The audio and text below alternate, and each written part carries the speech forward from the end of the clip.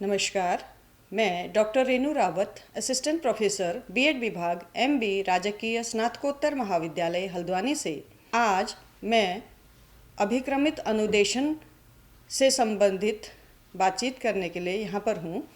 तो सबसे पहले हम शिक्षण अनुदेशन एवं अभिक्रमित अनुदेशन में संबंध का पता करते हैं कि इनमें क्या संबंध है। शिक्षण एक व्यापक संप्रत्यय है जिसमें बहुत सी विधियां होती हैं, प्रविधियां, नीतियां और युक्तियां होती हैं जिनकी सहायता से शिक्षण को प्रभावशाली बनाया जा सकता है।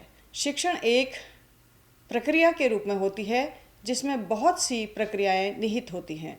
उदाहरण के तौर पर जैसे व्याख्या करना, तुलना करना, वर्णन करना, छात्रों को प्रेरित करना, छात्रों से प्रश्न करना, उनके उत्तर निकलवाना, शामपट में लिखना, सहायक सामग्री को दिखाना, प्रयोग करना एवं उनको निर्देश देना इत्यादि बहुत से कार्य शिक्षण के दौरान शिक्षक को करने होते हैं।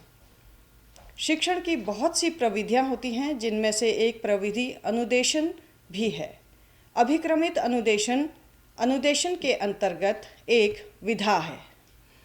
यहाँ पर हमने शिक्षण अनुदेशन और अभिक्रमित अनुदेशन में संबंध को दर्शाया है। सबसे बाहर का जो सर्कल है उसमें शिक्षण को बहुत बड़ा व्यापक संप्रत्यय के रूप में दिखाया गया है। उसके अंदर होता है अनुदेशन और उसकी एक विधा अभिक्रमित अनुदेशन के रूप में है। अभिक्रमित अनुदेशन की उत्पत्ति एवं ऐतिहासिक पृष्ठभूमि 430 बीसी में सुकरात ने प्रश्नोत्तर विधि को विकसित किया। बाद में यह विधि अभिक्रमित अनुदेशन के रूप में विकसित हुई। 1920 में सिडनी एल प्रेसी ने शिक्षण मशीन का विकास एवं प्रयोग किए जिसमें बहुविकल्प वाले प्रश्नों की श्रृंखला होती थी। 1943 में बीएफ स्किनर ने क्रिया प्रसूत बंधन का अनुबंधन या इसका दूसरा नाम सक्रिय अनुबद्ध अनुक्रिया अधिगम सिद्धांत का प्रतिपादन किया जिसमें पुनर्बलन द्वारा सीखना होता है, जो अभिक्रमित अनुदेशन का आधार बना। 1950 में बीएफ स्किनर ने पुनर्बलन को आधार मानकर सिडनी एल प्रेसी की शिक्षण मशीन के मॉडल में सुधार किया और इसको रेखीय अभिक्रमित अनुदेशन का नाम दिया। इसमें प्रश्नों की एक क्रमबद्ध श्रृंखला दी जाती थी। 1950 में एन.ए. क्राउडर ने शाखीय अभिक्रमित अनुदेशन का विकास किया। इसके लिए उन्होंने स्क्रम्बल्ड पुस्तक तथा शाखीय शिक्षण मशीन का विकास किया। 1962 में थॉमस एफ गिलबर्ट ने मैथेटिक्स या अवरोह श्रृंखला अनुदेशन प्रविधि का विकास किया। इसमें शिक्षार्थी को पूर्ण रूप से निपुण बनाने को विशेष महत्व दिया गया। ये इतिहास है अभिक्रमित अनुदेशन का, जो अभी हमने इस पर चर्चा की उसी को इस रूप में इस चित्र के द्वारा दिखाया गया है। अब है अभिक्रमित अनुदेशन का अर्थ। परिचय। सबसे पहले अभिक्रमित अनुदेशन व्यक्तिगत रूप से सीखने की विधि है। अभिक्रमित अनुदेशन में किसी अधिगम सामग्री को छोटे छोटे क्रमिक पदों की श्रृंखला में तार्किक रूप से व्यवस्थित किया जाता है। अभिक्रमित अनुदेशन में शिक्षण सामग्री पाठ्य पुस्तक, प्रशिक्षण मशीन या कंप्यूटर में होती है। अभिक्रमित अनुदेशन में छात्र सक्रिय रहता है और अपनी गति से सीखते हुए आगे बढ़ता है। छात्र तत्काल प्रतिपुष्टि प्राप्त करता है। अभिक्रमित अनुदेशन एक मृदुल उपागम है जो छात्रों के व्यवहार में वांछित परिवर्तन लाने का प्रयास करता है। यह शैक्षिक तकनीकी का केवल एक भाग है। अभिक्रमित अनुदेशन पूर्ण रूप से सुव्यवस्थित और वैयक्तिक अनुदेशनात्मक प्रविधि के रूप में प्रभावपूर्ण कक्षा शिक्षण के लिए लोकप्रिय हुआ है।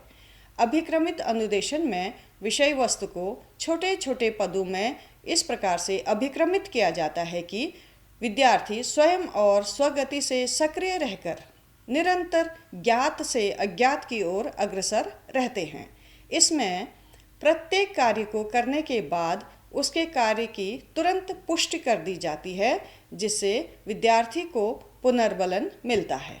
इससे स्वाध्याय, स्वशिक्षण व पत्राचार पद्धति से भली भांति अध्ययन व अध्यापन भी सहज और सरल होता है। अभिक्रमित अनुदेशन को क्रमसिद्ध अध्ययन, पूर्व नियोजित अनुदेशन तथा क्रमबद्ध अध्ययन नामों से भी जाना जाता है। इसमें पाठ्यवस्तु का शिक्षण मशीन एवं कंप्यूटरों की सहायता से कराया जाता है, जिससे व्यवहार में वांछित परिवर्तन होता है तथा व्यवहार में यह परिवर्तन अधिक स्थायी होता है। दूसरे शब्दों में हम कह सकते हैं छात्र इससे नए संप्रत्ययों को प्रभावी ढंग से सीखते हैं, जिससे उनका व्यवहार परिवर्तित होता है। अब है अभिक्रमित अनुदेशन की परिभाषाएं। लीथ के अनुसार अभिक्रमित अनुदेशन सामग्री के छोटे छोटे पदों अथवा फ्रेमों की एक श्रृंखला है। इन पदों में से अधिकांश में अनुक्रिया के लिए किसी वाक्य में रिक्त स्थान की पूर्ति करनी होती है। अपेक्षित अनुक्रियाओं के लिए किसी संकेत प्रणाली का प्रयोग किया जाता है और प्रत्येक अनुक्रिया की पुष्टि परिणामों के तत्काल ज्ञान द्वारा की जाती है। दूसरी जो परिभाषा है वो है स्मिथ तथा मूरे की। इनके शब्दों में अभिक्रमित अनुदेशन किसी अधिगम सामग्री को क्रमिक पदों की श्रृंखला में व्यवस्थित करने वाली एक क्रिया है, जिसके द्वारा छात्रों को उनकी परिचित पृष्ठभूमि से एक नवीन तथा जटिल प्रत्ययों, सिद्धांतों तथा अवबोधों की ओर ले जाया जाता है। गुलाटी और गुलाटी की जो परिभाषा है वो इस प्रकार है। अभिक्रमित अनुदेशन वैयक्तिक अनुदेशन प्रदान करने की एक ऐसी विधि है जिसमें विद्यार्थी सक्रिय रहता है और स्वयं अपनी गति से आगे बढ़ता है और उसे तत्काल ही परिणामों का ज्ञान प्रदान किया जाता है। अध्यापक सशरीर उपस्थित नहीं रहता। NS मावी ने कहा, अभिक्रमित अनुदेशन सजीव अनुदेशात्मक प्रक्रिया को स्वयं अधिगम अथवा स्वयं अनुदेशन में परिवर्तित करने की वह तकनीक है जिसमें विषय वस्तु को छोटी छोटी कड़ियों में विभाजित किया जाता है, जिन्हें सीखने वाले को पढ़कर अनुक्रिया करनी होती है, जिसके सही अथवा गलत होने का उसे तुरंत पता चल जाता है। सूसन मार्कले के अनुसार अभिक्रमित अनुदेशन पुनः प्रस्तुत की जा सकने वाली क्रियाओं की श्रृंखला को संरचित करने की वह विधि है जिसकी सहायता से व्यक्तिगत रूप से प्रत्येक छात्र के व्यवहार में मापनीय और विश्वसनीय परिवर्तन लाया जा सकता है। जेम्स एस्पिच तथा बिर्ल विलियम्स ने कहा, अभिक्रमित अनुदेशन अनुभवों का वह नियोजित क्रम है जो उद्दीपक अनुक्रिया संबंध के रूप में कुशलता की ओर ले जाता है।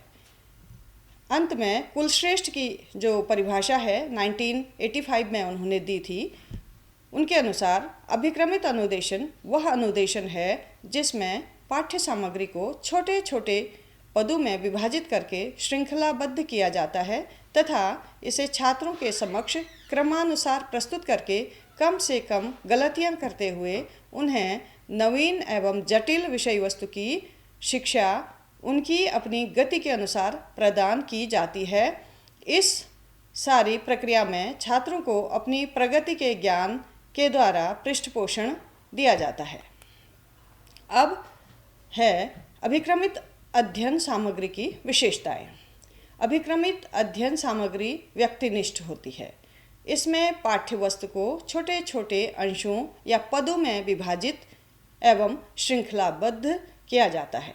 प्रत्येक पद अपने आगे वाले पद से तार्किक क्रम में जुड़ा होता है।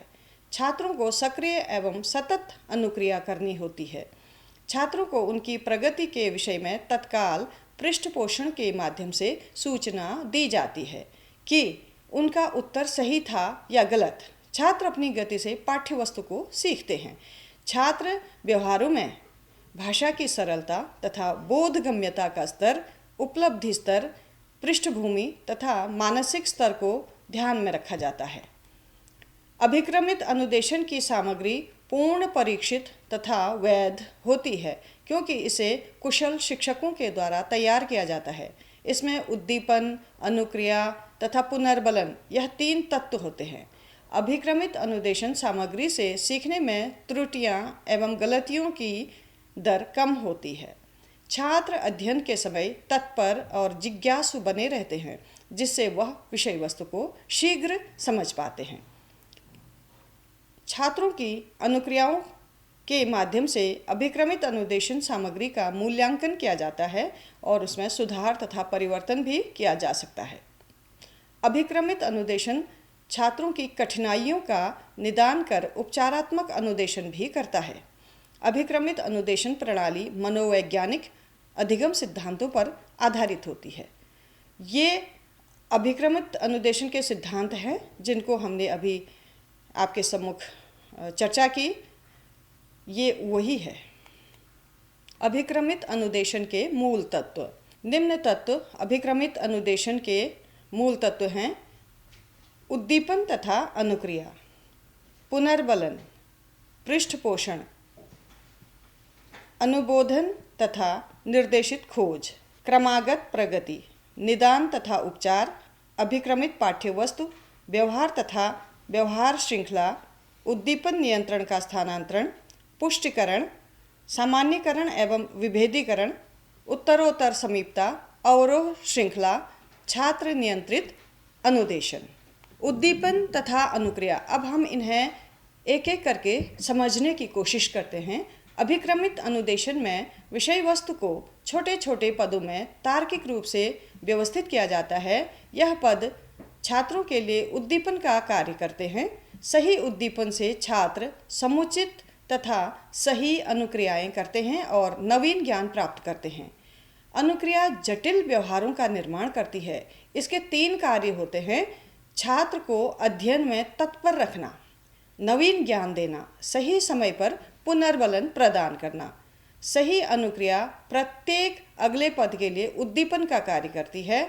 उद्दीपन और अनुक्रिया छात्र के व्यवहार परिवर्तन में सहायक होते हैं। ये दोनों अभिक्रमित अनुदेशन के मूल तत्व कहे जाते हैं। व्यवहार तथा व्यवहार श्रृंखला। उद्देश्यों की प्राप्ति हेतु छात्र जिन क्रियाओं को करते हैं उसका तात्पर्य व्यवहार से होता है। अभिक्रमित अनुदेशन से सीखने में उद्दीपन अनुक्रियाओं के विशिष्ट समूह को व्यवहार कहा जाता है। अनुक्रिया व्यवहार की एक यूनिट है। उद्दीपन अनुक्रिया मिलकर व्यवहारों की श्रृंखला का निर्माण करती है।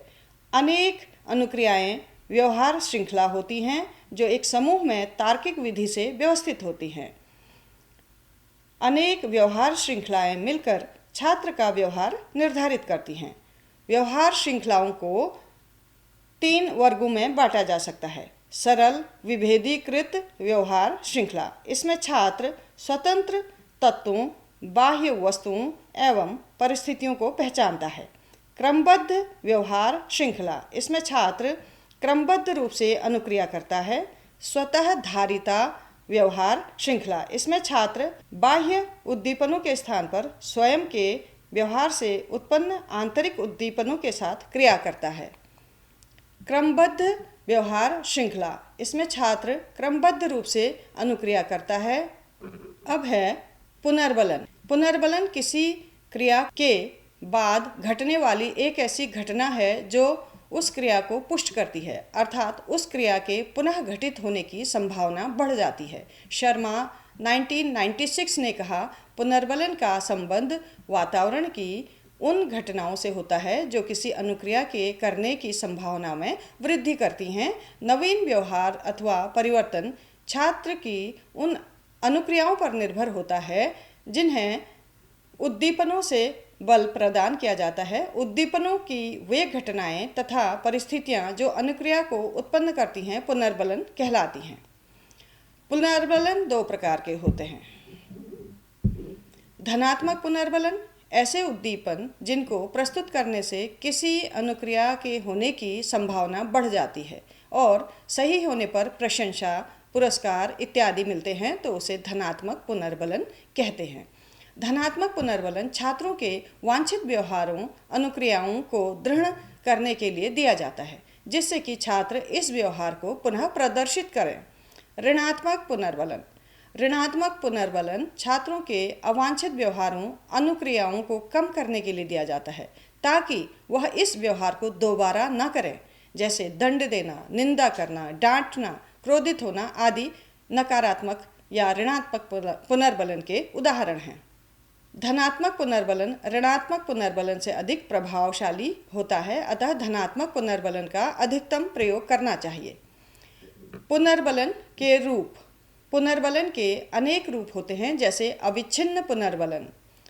अविच्छिन्न पुनर्बलन में छात्र अनुक्रिया करते हैं ताकि प्रत्येक अनुक्रिया के पश्चात पुनर्बलन देने की व्यवस्था होती है, जिससे व्यवहार और दृढ़ हो जाता है। रेखीय अभिक्रमित अनुदेशन में प्रत्येक पद के बाद इस प्रकार का पुनर्बलन दिया जाता है। सविराम पुनर्बलन। इसमें छात्र को प्रत्येक अनुक्रिया पर पुनर्बलन नहीं दिया जाता है, कभी पुनर्बलन दिया जाता है और कभी नहीं दिया जाता है। इसके दो प्रमुख रूप होते हैं। अनुपात रूप।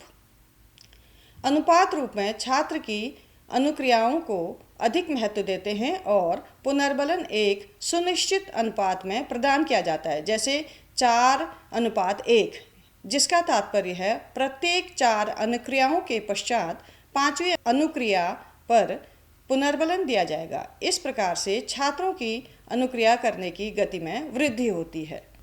अनुपात पुनर्बलन 2 प्रकार का होता है। निश्चित अनुपात रूप। इसमें यह निश्चित किया जाता है कि पुनर्बलन कितनी अनुक्रिया करने पर दिया जाएगा। अनिश्चित अनुपात रूप। इसमें यह निश्चित नहीं होता कि पुनर्बलन कितनी अनुक्रियाओं के पश्चात दिया जाएगा। कभी 2 अनुक्रियाओं के बाद दिया जाता है तो कभी 6 अनुक्रियाओं के बाद पुनर्बलन दिया जाता है। छात्रों को पता नहीं होता कि उन्हें कब पुनर्बलन मिलेगा और वह अनुक्रिया करते रहते हैं। अंतराल रूप। इसमें एक निश्चित अंतराल के पश्चात पुनर्बलन दिया जाता है, जैसे 10 मिनट या आधा घंटा या 2 घंटे के बाद। यह 2 प्रकार के होते हैं।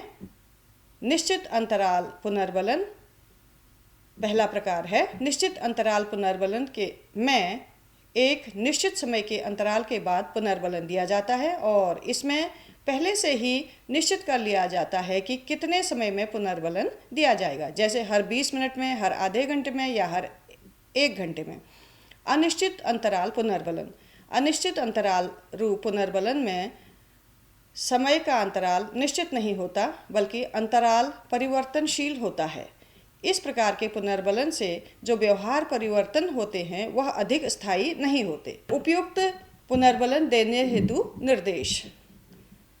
छात्रों की अनुक्रियाओं की गति बढ़ाने के लिए शिक्षकों को निश्चित अनुपात पुनर्बलन देना चाहिए।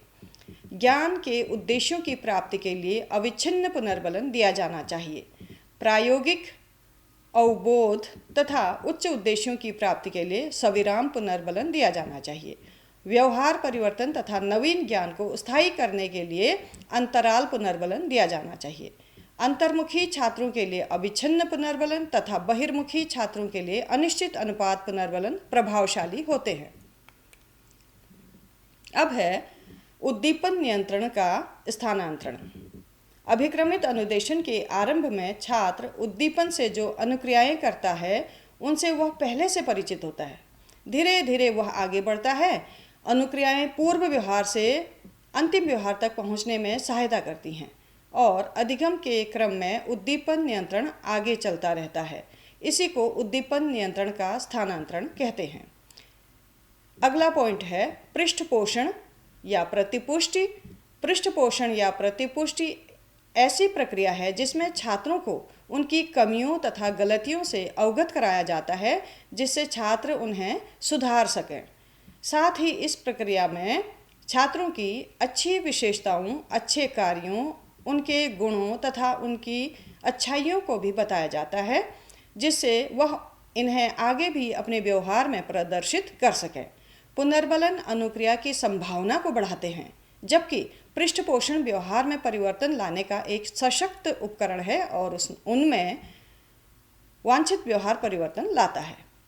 पुष्टिकरण अगला पॉइंट है। पुष्टिकरण पुष्टिकरण पृष्ठपोषण का ही एक रूप है। इसमें छात्रों को नवीन ज्ञान की प्राप्ति होती है और पुनर्बलन भी प्राप्त होता है। छात्र अपनी अनुक्रियाओं के पुष्टिकरण के आधार पर क्रमानुसार पदों के माध्यम से आगे बढ़ते हुए शिक्षण सामग्री में पूर्णता प्राप्त करते हैं। नेक्स्ट जो पॉइंट है अनुबोधन, प्रॉम्प्टिंग। अभिक्रमित अनुदेशन में छात्रों को प्रत्येक पद के लिए अनुक्रिया करनी होती है, जिसके लिए एक अतिरिक्त उद्दीपन या सूचना का प्रयोग किया जाता है, जिसे अनुबोध कहा जाता है। दूसरे शब्दों में शिक्षार्थी को सही ढंग से उत्तर देने में मदद करने के लिए फ्रेम में निहित जानकारी को संकेत के रूप में जाना जाता है।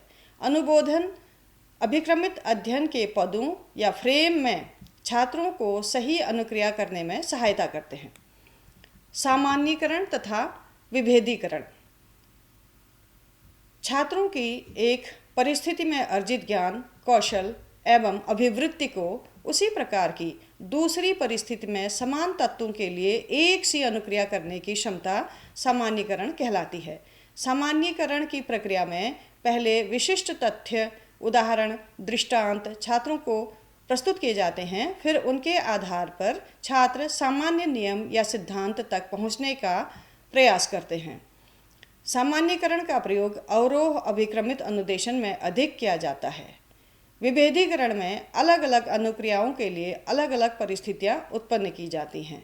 विभेदीकरण सामान्यीकरण के विपरीत प्रक्रिया होती है। शाखीय तथा मैथेटिक्स अभिक्रमित अनुदेशन में विभेदीकरण की प्रक्रिया का अधिक उपयोग किया जाता है। क्रमागत प्रगति।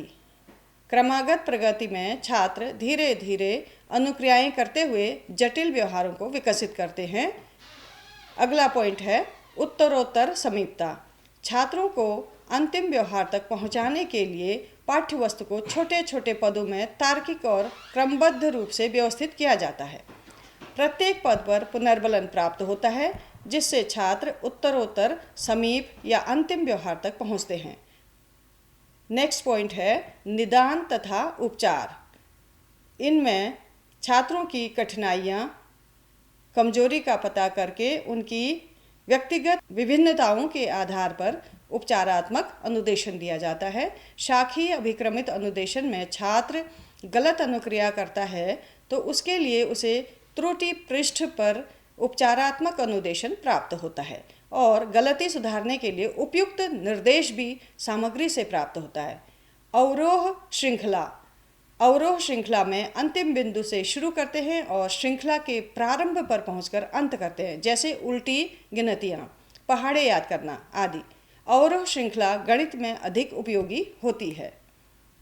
अभिक्रमित पाठ्यवस्तु। रेखीय अभिक्रमित अनुदेशन में पाठ्यवस्तु को छोटे छोटे पदों में बांटा जाता है, जिसमें प्रत्येक पद के लिए छात्रों को अनुक्रिया करनी पड़ती है। शाखीय अभिक्रमित अनुदेशन सामग्री में दो प्रकार के पृष्ठ होते हैं, गृह पृष्ठ तथा त्रुटि पृष्ठ। ये दोनों पृष्ठ मिलकर स्क्रैम्बल्ड पाठ्यवस्तु कहलाती हैं। छात्र नियंत्रित अनुदेशन। यह संप्रत्यय रॉबर्ट मैगर ने दिया है। इस अनुदेशन में छात्रों को पूरा महत्व दिया जाता है। अनुदेशन सामग्री तैयार करने में उद्देश्यों से संबंध स्थापित किया जाना चाहिए, जिससे कि अनुदेशन को छात्र केंद्रित बनाने में सहायता मिल सके। अब है अभिक्रमित अनुदेशन के लाभ। अभिक्रमित अनुदेशन में व्यवस्थित व्यक्तिगत विभिन्नताओं का ध्यान रखा जाता है। छात्र अपनी गति के अनुसार सीखते हैं। पाठ्यवस्तु को छोटे छोटे पदों के रूप में विभक्त करते हैं। प्रत्येक पद पर छात्र सक्रिय रूप से अनुक्रिया करते हैं। सही अनुक्रिया को पुनर्बलन तथा गलत अनुक्रिया के लिए प्रतिपुष्टि प्रदान की जाती है। पत्राचार तथा दूरस्थ शिक्षा के क्षेत्र में अभिक्रमित अनुदेशन की उपयोगिता अत्यधिक है। इसमें छात्र अपनी इच्छा एवं सुविधा के अनुसार अधिगम कर सकता है। अभ्यास के लिए अनेक पद होते हैं। कठिनाइयों का समाधान सरलता से होता है। अधिगम स्तर प्रभावशाली होता है।